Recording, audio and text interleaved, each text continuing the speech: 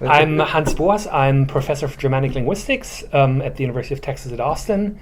I also hold an appointment in the Department of Linguistics, and I used to be the director of the Linguistics Research Center from 2012 to 2020, and right now I'm the chair of Germanic Studies. Okay. How and why did you get interested in German as a heritage language in the USA, first in America? I didn't get interested in it at all. It just hit me one day when I drove from California to Texas. As? I got a job offer from UT, and in the summer of 2001, I drove my car from Berkeley to Austin, and I stopped in Fredericksburg. I had never heard of Texas German before. I go into this restaurant, and I go to the bathroom, and I go back to my table, and I walk by these elderly gentlemen, and I hear them speak this German dialect. And so I stop and I ask them, "Where are you from?" And they look at me in disbelief. They're like, "What do you mean? Where are you from?" So it turns out, then I talked to them and they said, well, they are descendants of German immigrants to Texas, which I had not known before. And so this was the summer of 2001. I drove to Austin, I got my apartment, and a week later I went to the library and I found the Linguistic Atlas of Texas German, and I found a few other works that were written in the 70s and 80s, but nothing else. And then I decided I have to see what this is all about, and I bought one of those recording devices. And I went out and I found some speakers. It was easy back then because in my first class I taught at UT Advanced German Grammar, I had about 30 students, and I asked them whether they knew of anyone speaking Texas German, and half the students raised their hands because they had grandparents who spoke it. And so from 2001 onwards, for the first 5-6 years, I was drowning in Texas German speakers because everyone wanted to be interviewed. And there were so many people that I could interview, and since then it's been going downhill. How many people have you interviewed altogether? Well, more or less. In the last 20 years, about 860 people. Wow. Yeah. Impressive, absolutely. So we know why Texas German, but had it been studied before you started your complex research? So had the Texas German been studied by some other specialists? There's a few studies from the 1960s and 70s by Glenn Gilbert. And for Glenn Gilbert, it was the same story. He was a PhD student at Harvard, and he came to the Linguistic Summer Institute at UT Austin in 1961 or 62, I forgot. And he was roommates on campus with someone who is from Seguin, which is between here and San Antonio, and this person invited Glenn Gilbert to come down for the weekend, so they went into this restaurant, and that's where he heard Texas German spoken for the first time. So he went back to Harvard and convinced his advisor to write his dissertation on Texas German. So he spent, I think, 2 summers in Texas doing linguistic fieldwork. He wrote his dissertation, then he got a position here at UT Austin, and then in the same department, and then he spent about 8 or 9 years doing more linguistic fieldwork. And that, plus the recordings and the materials from his dissertation, that led to the Linguistic Atlas of Texas German, which was published in 1972. It's a huge dialect atlas, 148 maps with a large introductory part based on the methodology of the Marburg School of German Dialectology, and hugely popular, very detailed, very accurate, some of the best information that's out there.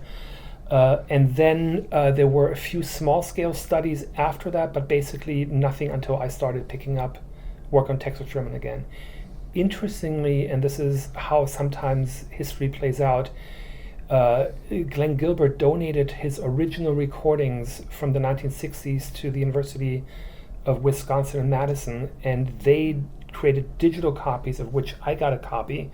So we now have copies of the original recordings that Glenn Gilbert recorded 50 years ago, and we found 2 or 3 speakers that he recorded back then, and we re-recorded them 50 years later. Yes. Wow, that's really fascinating. Even more now. Yeah.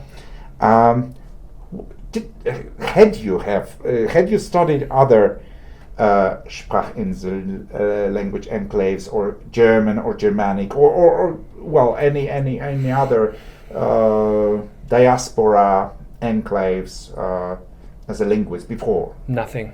This was learning by doing. The only minor experience I had was doing linguistic field work with Walt Wolfram in North Carolina on the Lumbee Indians in Robinson County. That was for a semester as a graduate student. I went with his team to interview speakers of Lumbee English, and that was all that I had. And I had literally no field work experience, so it was learning by doing. Yeah. What about German dialectology? Zero.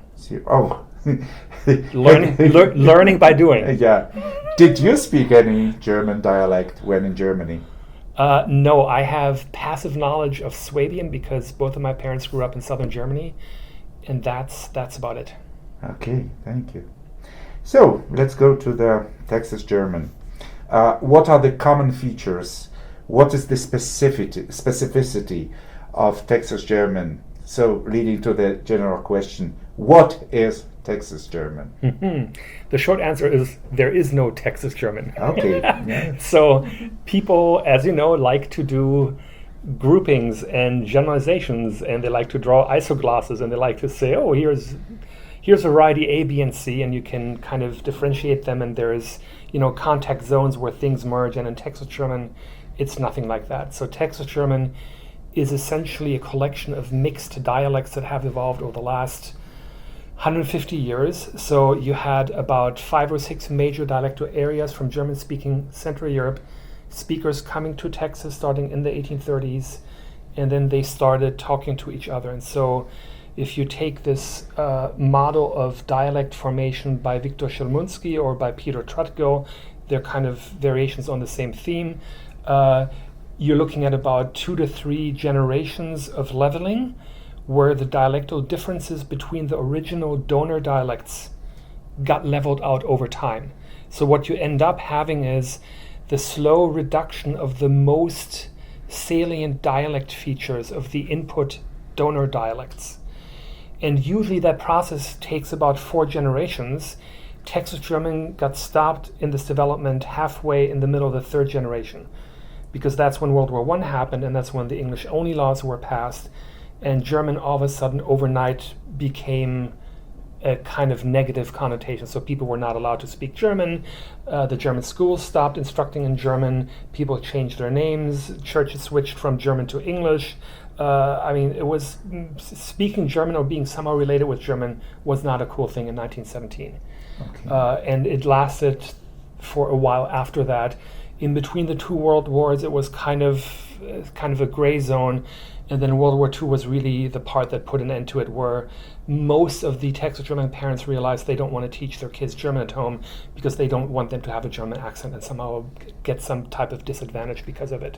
And so what you have with Texas German stopping halfway through the 3rd generation is a type of a koine, which is not a full-fledged New World dialect in Trutgill's model, but you have still some of the not so salient dialectal features of the donor dialects present.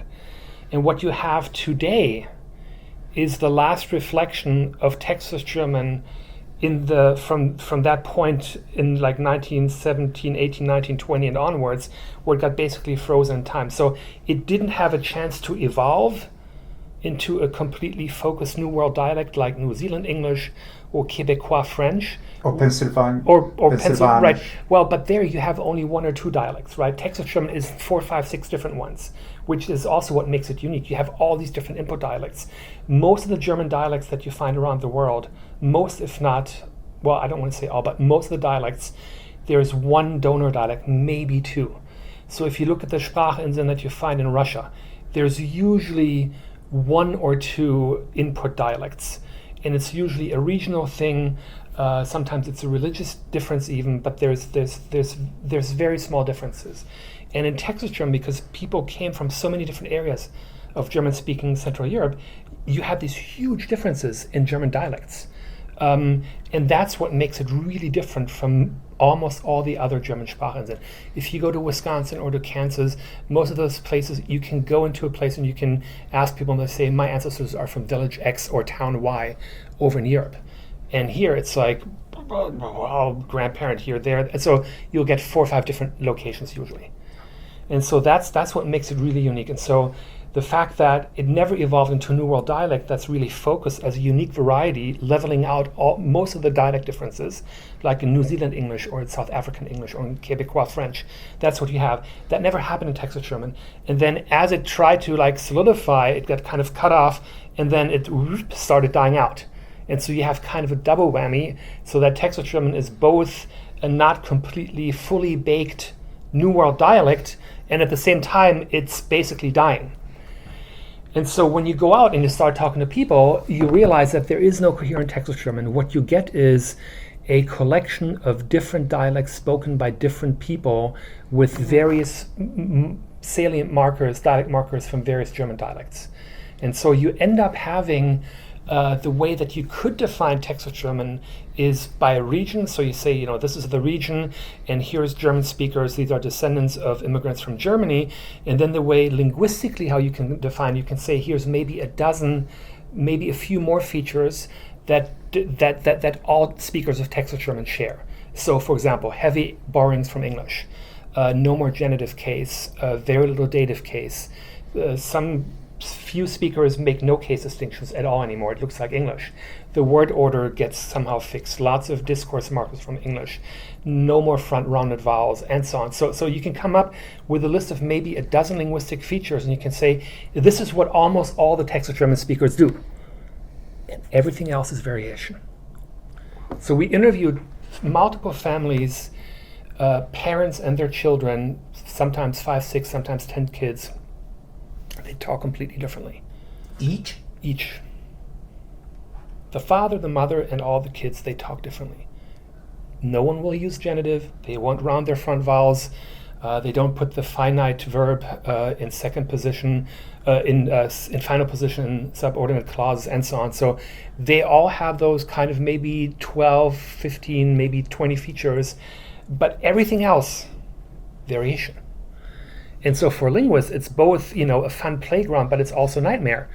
Because you're sitting there and you're like, how am I going to define Texas German? So when I started writing my book, I looked at all the data and I'm like, oh yeah, this is going to be like study X by person Y on this Deutsche Sprache. And then I'm like, oh, I'll be done in a year. And it took me 4 years to write the manuscript because, I was sitting on the data of 52 speakers and I was trying to define what they speak and I couldn't. So it was both frustrating, but on the other hand also really rewarding because I'm a data-driven guy and I don't make any claims or statements if I can't back it up with data. And so at the end of the day, if I can't say what Texas German is, I have to say what it's not, or use the smallest minimal denominator in terms of linguistic features where I can say this is what it is and the rest be my guest. Wow. So actually, I'm thinking about the sociolinguistic consequences of this model.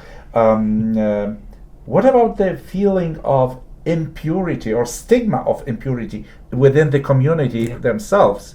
If there were so many variants within the variations, was there anything what could be considered better, purer, more Texas German? If not, because, probably there were varieties considered more German, but could there be something considered better Texas German within the community, by the community themselves? So there's two answers to this story. One is, up until the 1920s, Standard German was taught in the schools. So basically the children in the communities, they would go to school and they would be exposed to Standard German while speaking their local variety at home and with their friends and with their families and neighbors. And so at the end of the day, what you had is this diglossic relationship where you had Standard German be the prestige variety and Texas German be the non-prestige variety. And in that constellation, the anecdotal evidence that we have from the speakers that we interviewed, them and their parents and grandparents were always told by the teachers what they speak is bad German, hence the term Deutschverderber. They were told that it's corrupt, it's no good German, but it was only the dichotomy between Standard German and dialect, which is something that you have in Europe too, where dialectal German is looked down upon by a lot of people. Or Polish in Bavaria. Or other places, right? And so you end up having this dichotomy of Standard German and like non-Standard German. But then within the local sort of Texas German dialects spoken by the individual people, I'm not aware of any particular type of preference or higher prestige variety. What you do get sometimes, again, this is anecdotal evidence, is people saying from the hill country, saying, oh, people around Brenham or Chapel Hill, they don't know how to speak Texas German, and vice versa, right? What that's based on exactly, I don't know. It's probably from them visiting the other area or hearing anecdotes. I have no idea. I don't know how to test that empirically. We have a postdoc from the University of Kiel showing up in about 4 weeks, and she actually is going to study the concept of Standard German, Hochdeutsch, and how that's perceived by Texas German speakers. So she'll be here for a year, and she'll investigate exactly that. Great. You mentioned 3.5 generations. Yeah. Could you make a very brief profile of each of these generations, sociolinguistic profile? So, what was the first variety spoken? Well, the first generation, the first variety. How did they speak also Standard German? The first generation probably didn't know English at all. What was the role of Spanish here? Yeah. So we don't have very detailed information. What we do know is that after New Braunfels was settled in 1846 and then Fredericksburg a little bit later, they started building churches, and they also taught school, and they had a school teacher or two come with them from Germany. And then, of course, the whole argument, this is what I have like with a bunch of colleagues from other places, they always make the claim that Standard German had a profound influence on Texas German. And that's one of the stories that they tell when they explain, for example, why Texas German is losing its 4K system. Why I say it never had a 4K system. Standard German had a 4K system. That was the prestige variety. And so what you end up having is this prestige variety and the kids being exposed to it. And maybe they introduced, an additional dative or genitive in what they spoke, but we don't have the data. And so at the end of the day, when you try to evaluate that question, it's helpful to look back to Europe, where Standard German wasn't really standardized well until the 1870s, 80s, and 90s. And if it wasn't standardized over there, it could not have been standardized here. So, but that's really a side story. Almost no one spoke English coming here of the original settlers. Maybe a few of the nobility of the Adelsverein who came here, the Society of Noblemen. Then they hired local people. I'm not aware of any real influence from Spanish. I'm sure they had contact with people who spoke Spanish. I mean, San Antonio was, English, German, and Spanish speaking, but I'm not aware of any influence directly onto Texas German. The second generation, so basically, so then you have the divide, rural and urban, so that in places like San Antonio and Houston and Austin, students would have had exposure to English much earlier, mainly at school and also in the community. So in Austin, we have the Old German Free School, which was founded in 1855 or 56, and the school wasn't German, but they learned English as a foreign language living in Austin back then, right? Back then, I forgot how many people in Austin spoke German, but there were 2 German newspapers, there were German-speaking churches, so you had a viable cultural infrastructure within Austin where you could get along doing stuff only in German back in the 1850s, 60s, 70s. And so then fast forward, you could basically do most of the things in your life exclusively in German way up until the 1920s. So people were learning English in school. How much English they used, who knows? Maybe if they went into a shop and people didn't speak English, and then you have to look at the community. Places like Fredericksburg were 96% German speakers, but then you go to LaGrange and it's only a third, and then you have Czech speakers and English speakers. So it really depends on the community. It's hard to come up with exact numbers or generalizations. You would really have to do like a comparative collection of case studies of 5 different places across Texas to figure that out. I think you can do that. So the probably one of the most crucial developments happened in the 1950s and into the 1960s, which is when most of the monolingual Texas German speakers were gone. Up until the 1950s and 1960s, there was a real need for German in Central Texas. If you had a business, if you were running a church, if you were trying to do stuff, you had to offer stuff in German. Otherwise, you would lose a great part of the population, especially in the Hill Country. With the passing of that generation, of the last monolingual Texas German generation, that whole pressure went away. So I interviewed 20 years ago a bunch of people who worked for the HEB in New Braunfels, and when they got hired in the 1950s, the job ad said, you have to speak German, otherwise we can't hire you. Because everyone spoke German in the community, and that's how they connected to their customers. Fast forward 20 years, and that was not the case anymore, because all of a sudden people also knew English. And once you have that little floodgate open, English just pours in, and you can all of a sudden do stuff in English, and you don't have to have German anymore. So that then has the kind of trigger effect that then there is less incentive to learn German or to keep up your German or to speak German. And so in a way, you can probably split it up into maybe three very rough time periods.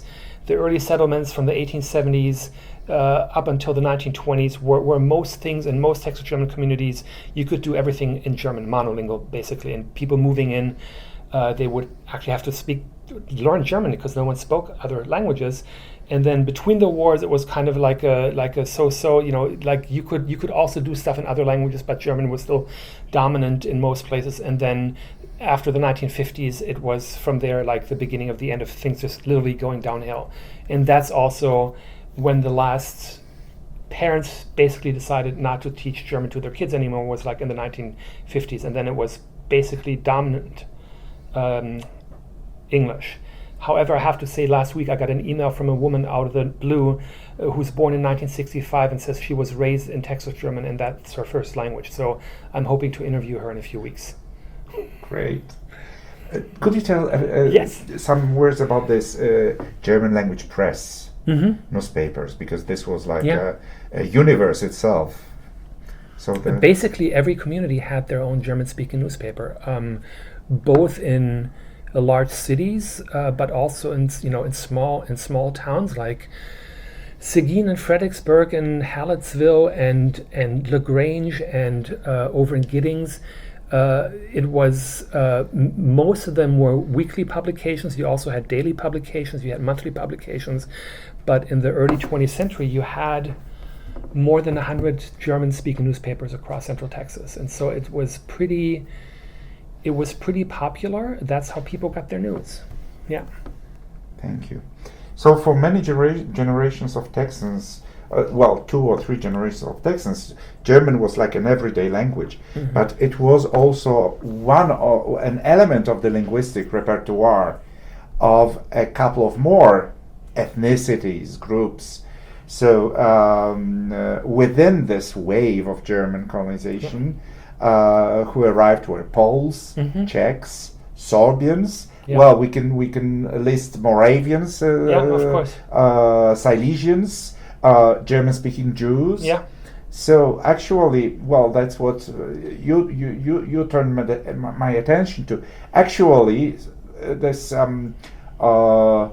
German language created and maintained a sort of specific cultural circle in southeastern Texas, and that's you mentioned these are also your plans, your dreams to investigate these cultural interrelations. What do you think about this complex? What are the markers of this common culture threads, and what are the current opportunities to research it? Well, so clearly, I mean, we still have Texas Polish spoken and Texas Czech spoken. Texas Sorbian is basically dead. Texas Norwegian is basically dead. Texas Swedish is basically dead. So we can't do interviews with these speakers anymore because they're gone. However, you can do research on the ones that are still around. So you can start documenting those languages and cultures and figure out what do they all have in common. the maybe 2 or 3 dozen of Texas German speakers that I interviewed who've been married to Texas Czech speakers, they would go often on the record saying how similar their cultures are, how similar their foods are, the music, the dances, all these things. It just happens that the language happens to be differently. So, they would speak in English to each other, and the one wouldn't understand Czech and the other one wouldn't understand German, but they would still go and hang out with them at their cultural festivals where they speak only German or only Czech. But it was like this thing because the food is the same, the beer is the same, the music, the dancing, it's just the language that's different, right? So that's like a real interesting concept, because what you had and still have in Europe is, borders and borders shifting and languages and culture shifting and people moving in different directions. But at the same time, you look at, most of the people in Central Europe, they, eat potatoes, drink beer, and they dance polka, and they eat pork, and they do a bunch of things where you go in, you say, this is so similar.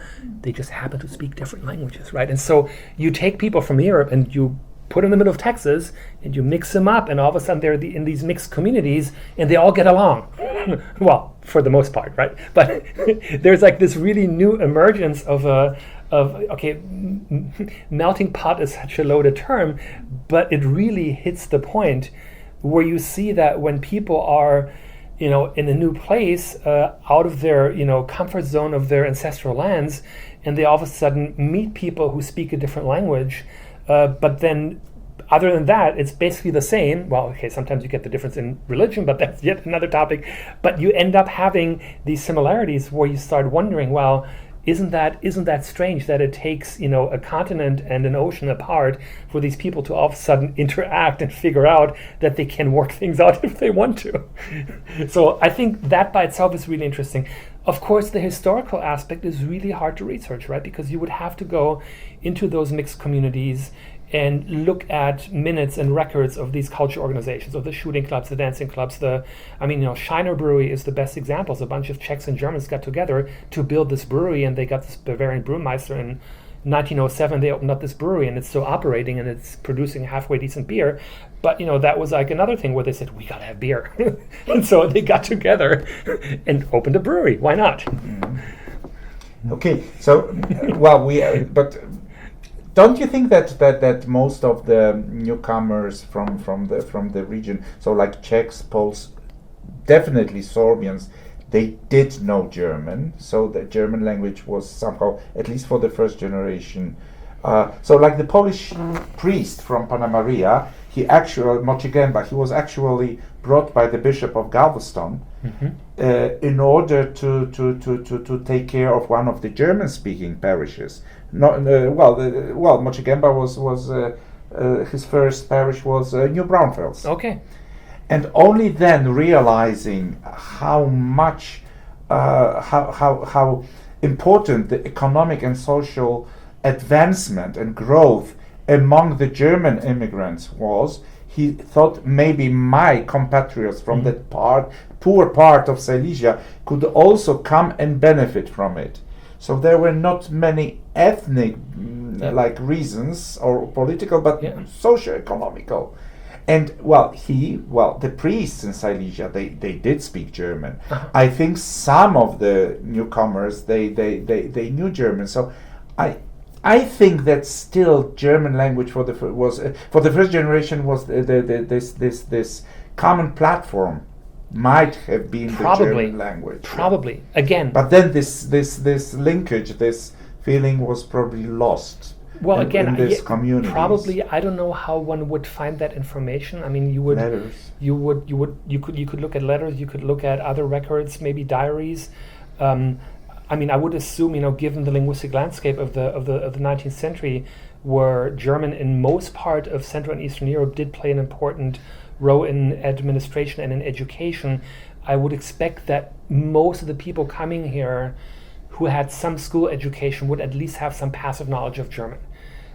What variety of German and how good and all these other things, I don't know. And how much they liked German, I don't know, right? So you have these different layers, but I wouldn't be surprised if they were able to build on their previous German knowledge, and then here in Texas being able to interact with people who spoke German. Okay. So we've mentioned Czech and Polish, and actually both languages have been somehow documented Yes. also in Texas. So we are still expecting meeting with John and Agnieszka Great. on Thursday. So we will know more about this Texas Polish Dialect Great. Project. We're looking forward to it. But could you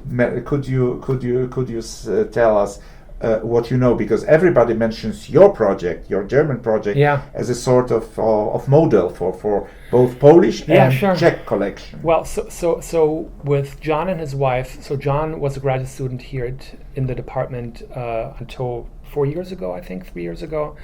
And he had been with the Texas German Dialect Project a few times, and I knew about Panna Maria, so at some point I just told him, why don't you take your wife and drive down there for a weekend? And so they did, and they started, interviewing a few people, and they basically did a little bit of research on Polish dialectology and looked at specific phrases and words and stuff to elicit, and then they just more or less took the questionnaires that we had from Texas German and reused them for Texas Polish, and kind of the same methodology of, word elicitation, sentence phrases elicitation, but then also like open-ended social linguistic interviews to elicit data from Texas Polish speakers, and they recorded them, and so we now have their data, and we're in the process of figuring out how to put them on the website and how to make them available to a broader research community. But the idea was the same approach, to go out, record data, archive the data, make them available to a broader community, which is kind of similar to what I've been doing with Texas German. And my colleague Lida Cope at Eastern Carolina University, who's done research on Texas Czech and still does, she already had a whole bunch of recordings from when she did her dissertation work in the 1990s, and then she did some more, and at some point we connected, I forgot how, but then she came up with the idea that she wanted to make her data available as well, and kind of build up a similar type of online archive so that people could use her data to do research, teaching, and outreach. Yeah. So even Wikipedia mentions the entry for Czech Texans mentions your model of collecting and documenting data, which was followed by Czechs. Yeah. Okay. So. How important, now the more general question, we know we are linguists, so we know it's important, but how important, in your opinion, is language documentation in case of such endangered heritage diaspora languages? Well, I don't know how you can do linguistics without it. Yeah. And you're looking at the various subfields of linguistics, and whether you do syntax morphology or syntax semantics phonology, pragmatics, whatever you do, you find that in obviously an endangered dialect too. And it's a special consolation in that you're dealing with a special subcase. I mean, this is as far away from Chomsky's idealized native speaker as you can get, right? So over here you have Chomsky with his idealized native speaker sitting in the ivory tower, totally locked and never speaking to anyone, coming up with intuitions and judging them about their grammaticality. And over here you have real life, dirty, dripping, dying Texas German or Texas Polish or Texas Czech with all its wonders due to its development over the last 150 years. With all the variation, right, which is so far away from the idealized native speaker. So my argument would be is, if you want to do linguistics, don't do standard Polish or standard German or standard English. Don't do a local Polish dialect. Don't do a local German dialect. Go and do these contact varieties, these mixed languages that have been in contact with other languages over a long period of time, as a counterbalance to existing analyses of language. So, I'm not saying that the existing stuff is bad. I'm just saying it paints a really unrealistic picture. Just if you look at any standard grammar book of any standard language out there, it's a standard language that no one really speaks. And so you get this grammar, and it's like kind of an idealization. And you go and you talk to real people, whether, in the original homeland in Europe or whether here in Texas, and you all of a sudden discover things that happen that should not happen, but they happen. And so if you're a linguist, whether you do synchronic or diachronic linguistics or both, all those questions that you want to find out about language and development of language and change, they're right here, right in front of you. If you want to find out how certain things change, I think this was also Viktor Sharamunsky, who in the 1930s in one of his papers on one of the Russian-German contact varieties wrote that they're the ideal linguistic laboratory, because the type of linguistic change that in a cleaner linguistic landscape would take 200 or 300 years, they take only 50 or 60 years in these enclaves where you have heavy contact with other languages or other varieties. And so at the end of the day, you'll find dynamics, you'll find developments in these endangered languages that you won't find anywhere else. And coming at it from the culture perspective,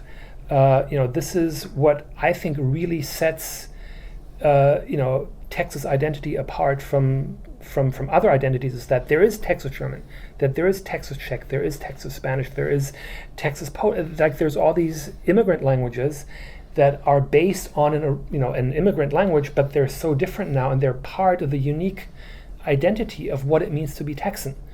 And so you look at the history of Texas, and you have all these different groups coming here.